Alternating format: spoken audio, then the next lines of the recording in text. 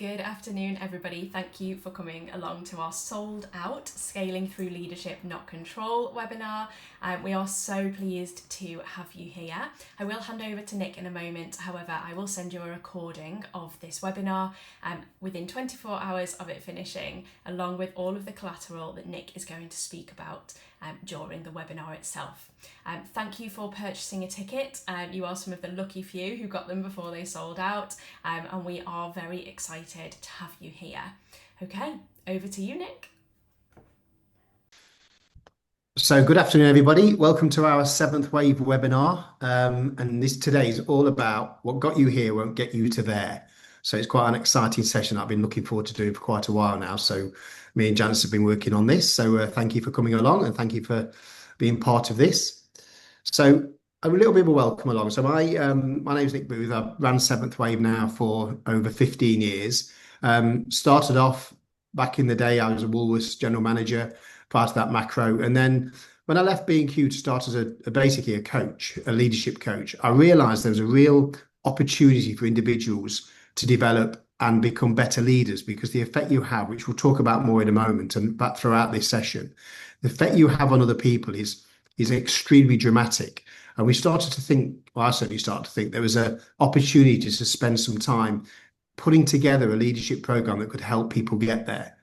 So 7th Wave was created. The reason we call it 7th Wave is there's a series of 6 workshops, one workshop a month over 6 months, and we leave you with the 7th Wave. And if you sit by the beach and watch the waves coming in, the 7th is always the big one at the back with all the energy, the engagement, excitement, education. And that's what we leave you with. So that's our elevator pitch, if you like, the 7th Wave. And over the years, as you can see on this screen, we've ran a lot of programs for over 10,000 people, thousands and thousands of workshops, and it's always been the 7th Wave program.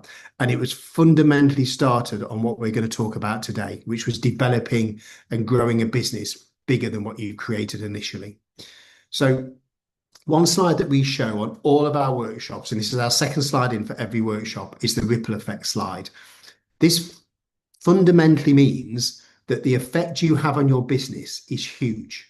So how you walk into your business, how you smile, how you don't smile, the interaction you have with any people within your business and customers and clients, but certainly the teams you work with, which what we're talking about today is your leadership team, are affected directly by you. So it's so important to remember that, because they weren't born leaders, they weren't born managers, they have to be trained and supported. And if they're not given education in that space, they'll look to you for guidance through either direct kind of leadership examples, direct support, stories you tell. All of these things come from you. So this is why it's so important.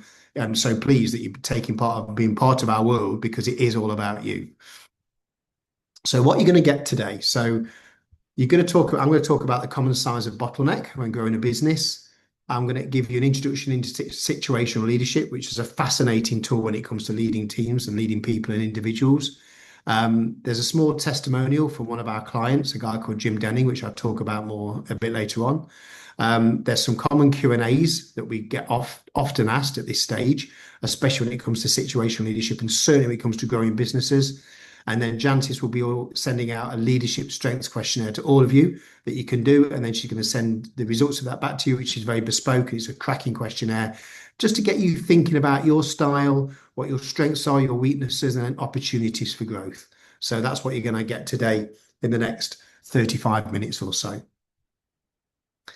So the first thing we're going to kind of talk about, like the base of this, is you've built a successful company, and which is fantastic. So you've got 10, 15, 20 people, but you want to move to the next stage. You want to scale up, but something has to change, because no matter how good and skilled you are around time management, there is only going to be 50, 60, maybe 70 hours, if you're lucky, worth of work you can do in a week.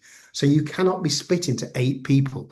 You have to then manage through your team, but there's inherent issues that come along with that.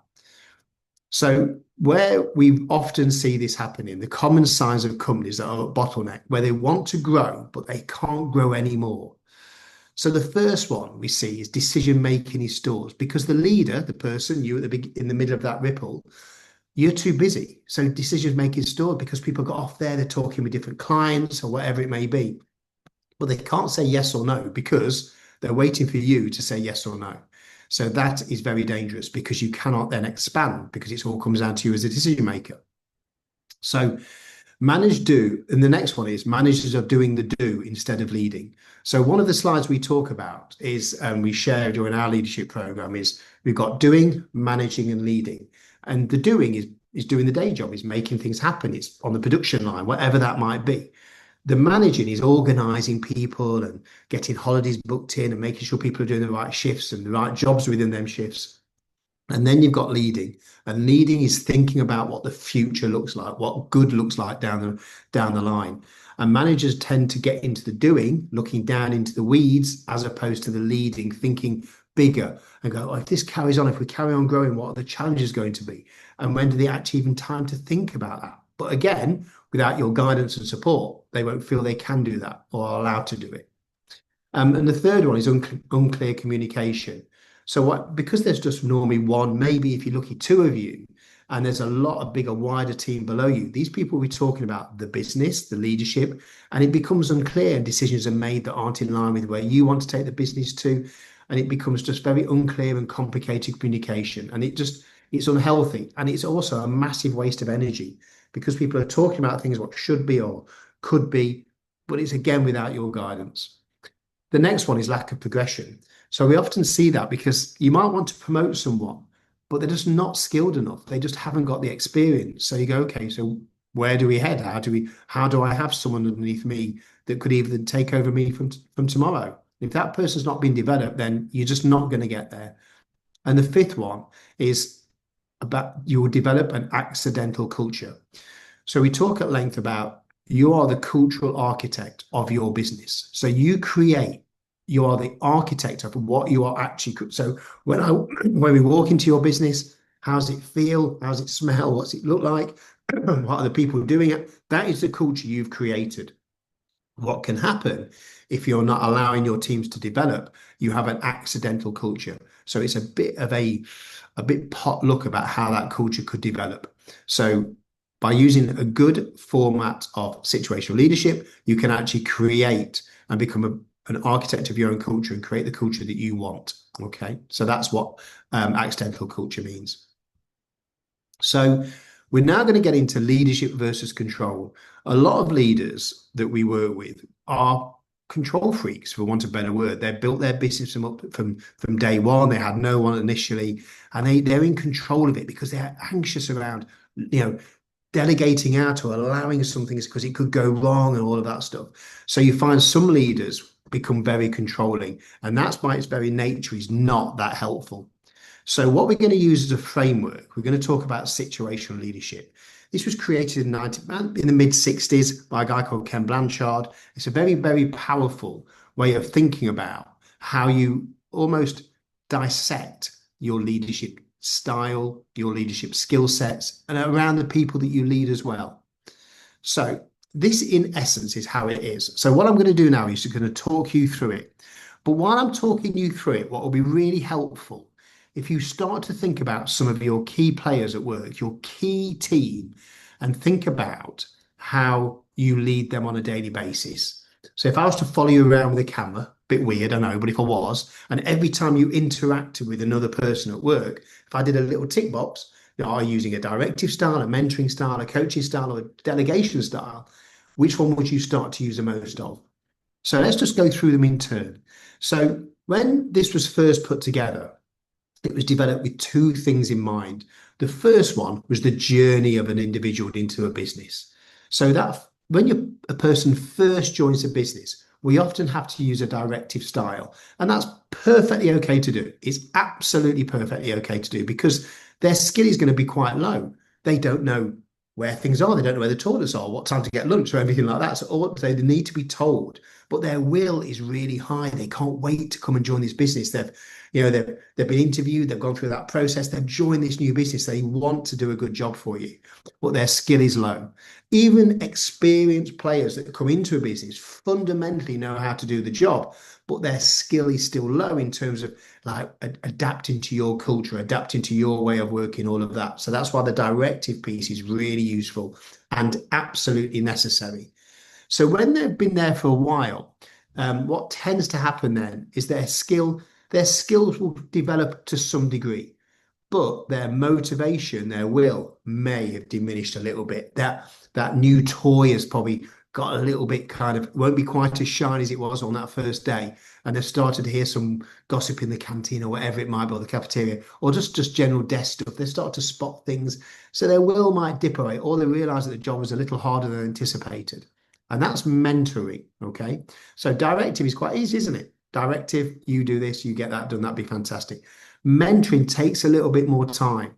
And I often find within mentoring, I call it the arm around the shoulder. That's when you say, come on then, Sam, I know it's tough, but I went through this when I first started the company, and this is how I got through it. So mentoring is that kind of little bit of TLC, because what you're doing then, you're upping the skill levels, but also you're upping the motivation levels. So you're giving them a bit more, just a bit more motivation to say, come on, let's do it together. And then after a while, the individual then has developed skills. So they know how to do this. But with a coaching style, what you'll find here is that the will has really dipped away. They probably just don't want to do something. They've just been there a few times. They know how to do it backwards. They can absolutely smash it, but they just don't want to do it.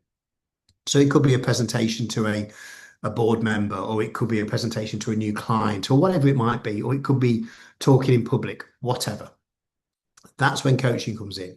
And you've got to know at that point that that person, that individual, when you coach them, have got all the skills completely to deliver on that. It's just their will that's missing.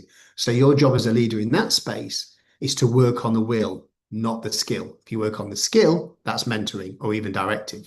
So it's about working purely on their motivations. So in essence, if someone wants to get fitter, we all know how to get fitter, but sometimes we just don't want to do it. So I'd be working on what is it, the why, the what is it going on? What is that will issue? And that's when we coach. And then a bit further down the journey, you've got delegation. Now, those individuals are got high skill and high will, and they're the ones you can delegate to. So I mentioned two factors. This is first one I've just described to you is the journey of someone coming into your business brand new, but this is situational leadership. So if you're walking around your area of responsibility, whatever that looks like, you will no doubt use different leadership styles at any moment in time. But hey, Sam, can you get that off that table for me? That's dangerous. Oh, Andy, how's things? Come here. Have you got a second? Amazing.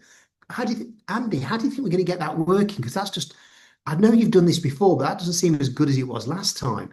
And, Sarah, can you get that done for us? That'd be fantastic. If you can get that done before Christmas, that'd be amazing. So you'd be walking around your area of responsibility using different styles. So that's fantastic in essence. But it's when you use the incorrect style to the incorrect individual is when things start to go wrong. So a very, very quick story. So we were asked to spend some time with a big supermarket, and we were asked to deal with the bottom 15% performers in the country. Now, these are big grocery stores. And I had to spend a day with the general manager in the store before I did a day with him on situational leadership. And this was a true story. So we were walking around the shop floor, and he walked up to the fish counter. And before that, I said, how long have you been running this store? And he says, Nick, I've been running this store for 15 years. I went, you are kidding me. That's what I said. Just this store, I mean, 15 years. It was a big old unit, in fairness. And he walks up to the fish counter, and he might reach over and he shakes his lad's hand. I think the lad's name was Tom. He says, morning, Tom, how are we doing there? Morning, boss. How's things? All good? He says, right, before we start, I like it. You put the cod at the front. I want a few of the sardines at the back. Get that lemon cut. With some parsley over it. That'll look bang on there, mate. Well done. I said, that's really good. Honestly, I was quite impressed with that. You know so much about fishmongery. I says, how long has Tom been working with you? We went, 11 years. I went, I'll just on that counter. He went, yeah, 11 years. So you do this every day with Tom. He says, well, wait, if our day's off, sometimes, yeah, but every day when I'm in, this is what I do with him.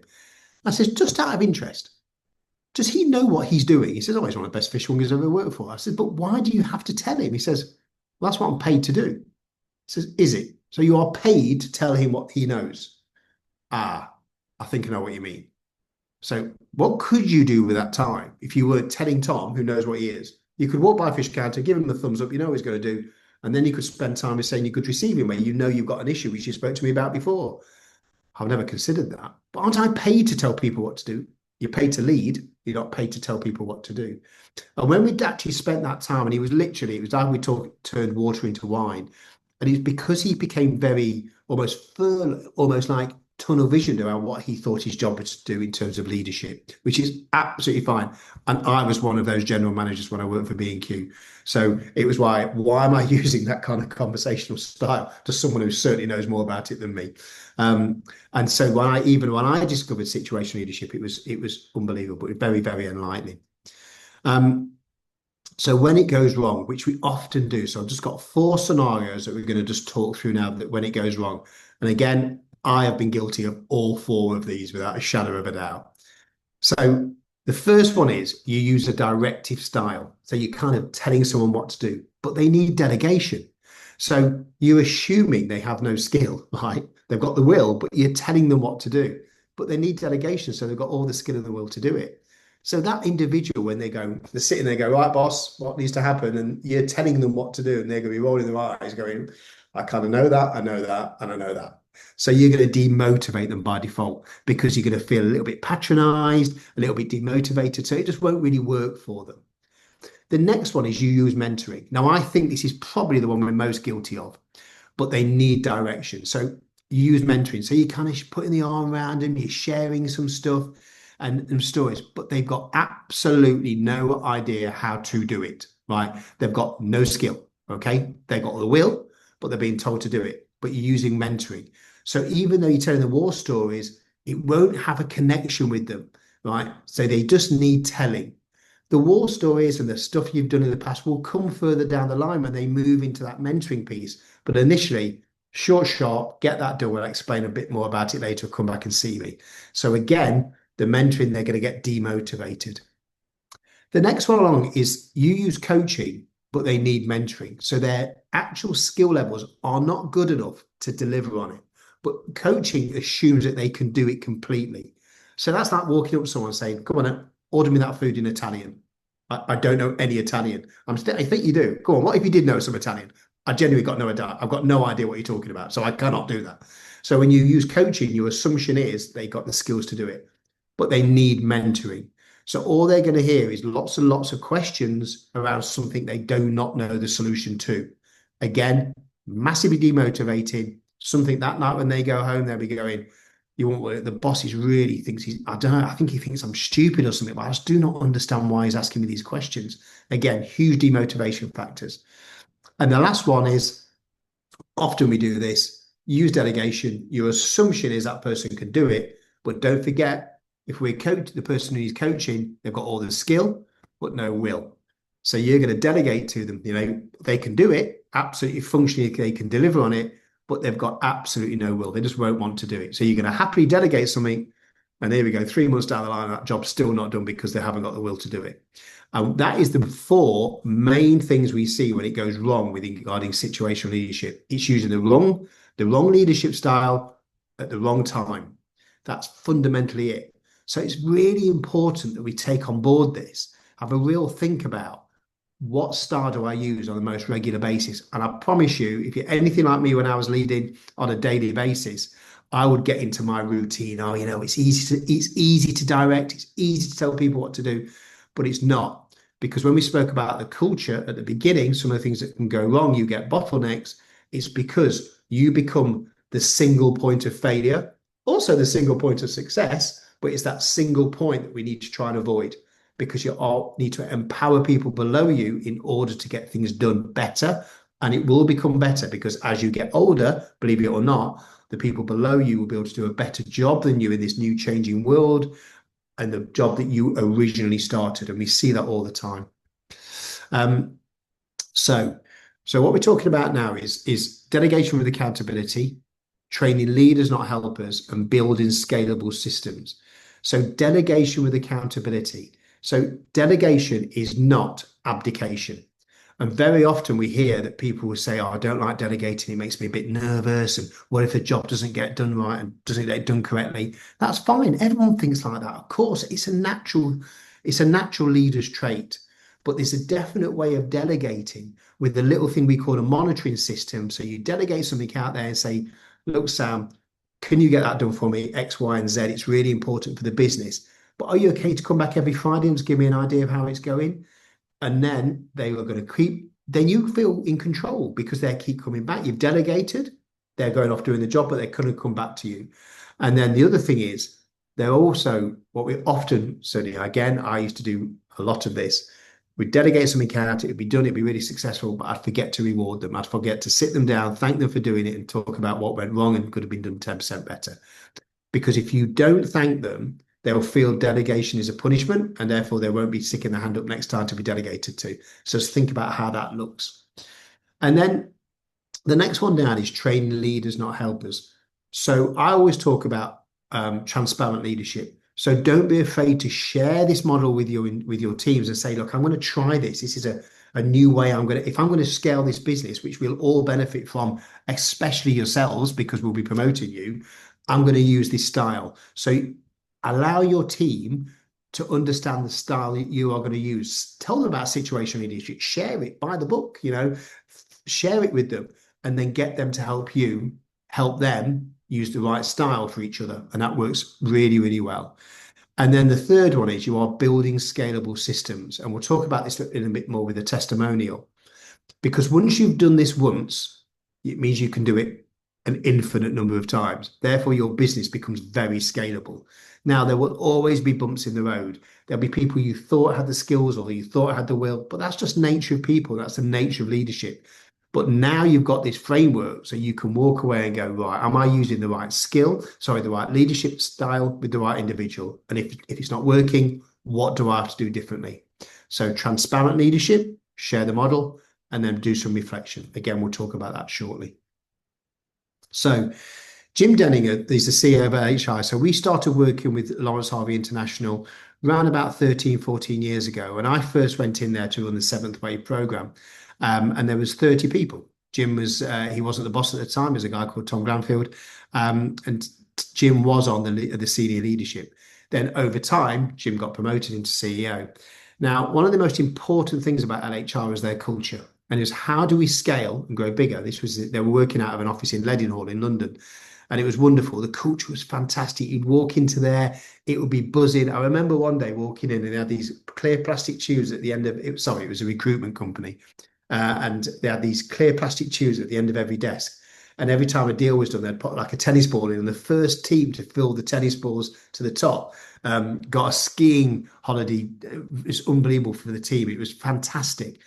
And they had a gym at the bottom corner that everyone could see everyone working out. And the atmosphere was banging. I loved my visit. Every time I went into LHR, it was a pleasure to behold. And Jim, when he took over as CEO, said, look, we really want to scale, but how do we do this? Because I don't want to lose this culture. And Jim talks about that. So he went from a 40-person team, so I said 30, it was 40 people, to a 400-strong global network. So 7 to 9 office leaders have been on the program. 4 of the 7 C-suite executives have been on the program, and they all started as consultants. So they maintained cultural consistency because what they did was, Jim embarrassingly says it was 99% down to Seventh Wave. I feel uncomfortable when he says that because I know it's about their recruitment processes internally and stuff like that. But it gave them a measure of what they were looking for. So they got this cultural consistency. So when they were bringing people into their business, because we had this very great awareness of it, they made sure they fitted with the culture. What Seventh Wave did with them as well was our first workshop on day one is all about emotional intelligence. It's all about understanding the impact you have on others and also reading others and doing something about what you're reading. So the emotional intelligence is so important. Workshop one, we call it's getting to know you. So you get to know yourself before you can even begin to start leading others. And we use Insights Discovery. It's an incredible profiling tool. And that's what we do. And then the next point was that we embed trust. So we spend an awful lot of time in working on trusting each other. We again, day one is all about vulnerability. It's all about working out what you're not very good at, and that's fine. And your inconscious, incompetent elements of your leadership style and your communication style. And then we talk about embedding trust within a workforce. And I've just mentioned the fact that the more vulnerable you are, the more the team around you are going to trust you. And we work on that throughout the workshops. And by workshop 3, we're giving each other feedback. By workshop 4 and 5, You're giving SWOT analysis on each other in that workshop, but not only you're giving it, they welcome it. So it embeds that trust in it. And this is what Jim talks about. His quote was Seventh Wave helps us protect the stardust of our business. It allows us to scale without losing who we are. And I was in there yesterday in LHI in the London office, and it was absolutely buzzing. And I was with one of the main board directors, and we literally just went to grab lunch. And I went, "How are you doing? This is incredible." And he says, "It's the Stardust effect, Nick." He says it truly exists within our business, and it's fantastic. And again, embarrassingly, but he puts it down to us. But there is a reason we did this, because they keep their culture strong by focusing on that cultural consistency, by the emotional intelligence first, and embedding trust within the workforce. And all of those things come together to protect the stardust, which Jim talks about a lot. So what we're going to do for you, Jancis will send out a link to all of this. You can scan it now if you wish on the QR code, and you're going to get this leadership strengths report. So I've done this myself, and it's a cracking report. It's really in depth. You can get understage, but it's going to give you, more importantly, the ability, we talk about doing, managing, leading, is for you to step back a little bit to go, so what are my strengths? What am I good at? What am I not so good at? And starting to little bit of reflection around what works and what doesn't work. And that's all we ask from this webinar, just for you to spend 2 or 3 minutes thinking about your leadership style. And what Jancis will send you out here is a great way of starting that thinking. So some of the common Q&As we get asked when we talk about this leadership style, and like, what is it and how do we grow and how do we scale? So the first one is we get asked is, how do I keep checking in with myself? Because I'm my own person. So how do I check in with myself? So there's a couple of answers we've got on that. I think I would always have a couple of trusted advisors around you if you can. They could be a coach, they could be someone internally, they could be a friend, but every now and again, check in with yourself. Diarise it. Think about, when are you going to do this? Now, I talk about and extol the virtues all the time of active, purposeful reflection. And if I could be directive to all of you, I would say 5 o'clock every Friday, spend 15 to 20 minutes asking yourself a few questions. So what's happened this week? How do I feel? What went well? What didn't go so well? And what am I going to do next week as a result of this new knowledge? If you can ask yourself 5 questions, and Jancis will send those questions out again, but just to repeat them. So what's happened this week? How do I feel? What went well? What didn't go so well? And what am I going to do next week as a result of this new knowledge? If you could ask yourself those questions every Friday for 15, 20 minutes and do something with that information the following week, I promise you, money back guarantee, right? That will make a difference in your world, honestly. So that's how you keep checking in with yourself. And that is leading. That is almost getting yourself out the weeds and thinking about your business. I'm up in York today doing that very thing with Jancis and Dan, and I'm spending a gorgeous day in the sun. And we're talking about Seventh Wave and how we can be more supportive to our clients, what we can do better for them, how we can educate them more when the courses are finished, all of that stuff, because we are actively taking a day out of our work, out of our delivery to do that. So it's so important to us, and hopefully you'll find it so important to you. But until you start doing it, excuse me, you won't realize the benefits of it. The next one's quite a tough one. And we do get asked this a lot. And so what if elements of my team don't change? I would always say you either, and this is going to sound brutal, but there's a lot deeper to that. It's the tip of the iceberg. You either change them or change them, right? You're talking about building a business. Certain individuals won't want to change. It may just not, they may not have that ability. It may be a square peg in a round hole. But before you do change them and replace, I would genuinely look in the mirror and go, have I done everything I possibly can with that individual? Have I pressed the right buttons? Have I given them time? Have I been vulnerable? Have I given them feedback? All of it. Have you done everything you possibly can in that space to get them into a better space? And if they have, then it's probably a round peg square hole scenario, and they probably will be happier doing another industry or doing something differently. So that's it. But even if you're asking yourself that question, that is world class, because it means you are starting to examine the fundamental building blocks of your business if you are going to scale. The next one is, what if they don't want responsibility? And again, a fascinating question. What I would think about here is, what if they don't want the responsibility? I would focus on the word want, because in my experience, people say, "But I wouldn't want your job for all the tea in China, Nick. It's far too stressful." Now, if you think about the ripple at the beginning of the workshop, right? So the webinar, sorry, that ripple is, so that means I wouldn't want all that responsibility, Nick. I've seen how stressed you are. Well, I've taught them how to treat me. I've taught them to look at me to go, I must be walking around stressed all the time. How crazy is that? So I'm causing them to think about that or think like that, because I'm giving off that appearance of being stressed or the appearance of being out of control.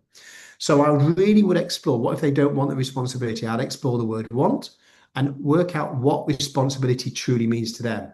So what does that look like? Again, totally fine with this. Some certain people just want to come to work, do a day job and go home. That's fine, and that's absolutely fine. But if you're going to scale your business, you need to pick out those diamonds that are going to replace you at some point. So you've got to think about that scalability. Some people won't want it, some people will, and it's spending time. Um, and time is an element for all of us. Just be mindful of it and spend that time as effectively and efficiently as you possibly can, all right, with those individuals. And then the last one, how do we protect our cultural architecture? Again, coming back to the beginning, it's active and purposeful reflection.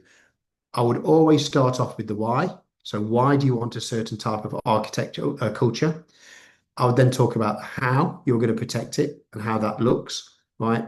And then transparent leadership, involve your team in how you want that culture to be. And one of the biggest things we talk about as we build in our cultures in any of our teams we work with is how you want your culture to look and to feel. Do you want a transparent leadership? Do you want open and honesty? Do you want laughing on desks? What do you want? If that's the case, start at the end, start where you want it to be, then work backwards. And then by the very nature of you having those conversations, you'll be actually protecting your cultural architecture by reflecting upon them. So that's what I'd do. That's how I would see those 5 questions. And if you've got any more in this space, you'll have my email after this. You have Jance's. Just reach out to us on WhatsApp or whatever, and we can certainly get into this. Okay, so that's absolutely fine. I hope you found those helpful. So your next level of growth won't come from doing more. It will come from leading differently. So do what you've always done, you'll get what you've always got. It's an old adage, but it's true. Okay. So your next level of growth will not come from you just working harder. It won't. It will break you. And on the back of everything we've spoke about today, you'll do more damage than good, because all you're going to do is become more stressed. You're going to take on more, you're going to be putting more monkeys on your back, and you eventually become a worse version of yourself. You need to delegate out, empower people below you, and get people to do elements of your role that you currently can do well and not so well, and allowing you to develop as a leader, because you'll start thinking differently and steering your business into different areas. And that's it for me today. So I hope you've enjoyed our webinar. So again, if you've got any questions, there's my email address.